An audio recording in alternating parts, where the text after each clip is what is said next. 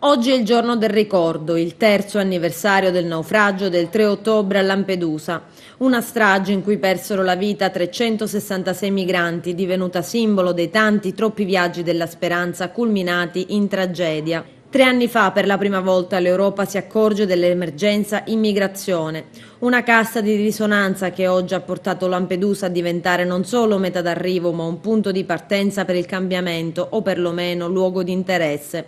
E per non dimenticare stamani la maggiore delle isole Pelagie, teatro di molteplici iniziative istituzionali, religiose, pedagogiche e commemorative. Ospita i superstiti tornati da altri paesi d'Europa, venuti per raccontare le loro storie e sottolineare come nessuno sia rifugiato per scelta.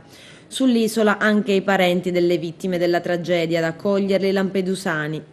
In mattinata una marcia dalla Porta d'Europa fino al punto preciso del naufragio, in cui i parenti delle vittime, sui pattugliatori di Guardia Costiera, Guardia di Finanza e Carabinieri portano dei fiori da lanciare in mare. Ci sono anche ben 200 studenti italiani e stranieri che da alcuni giorni stanno partecipando all'Europa Inizia da Lampedusa. Si tratta di incontri e laboratori per far acquisire ai giovani consapevolezza sull'immigrazione.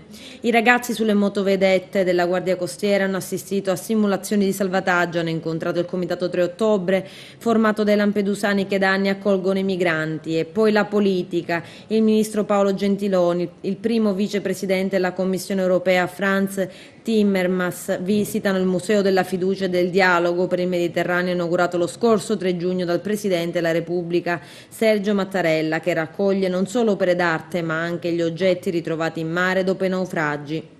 C'è anche il Ministro degli Interni Angelino Alfano a Lampedusa.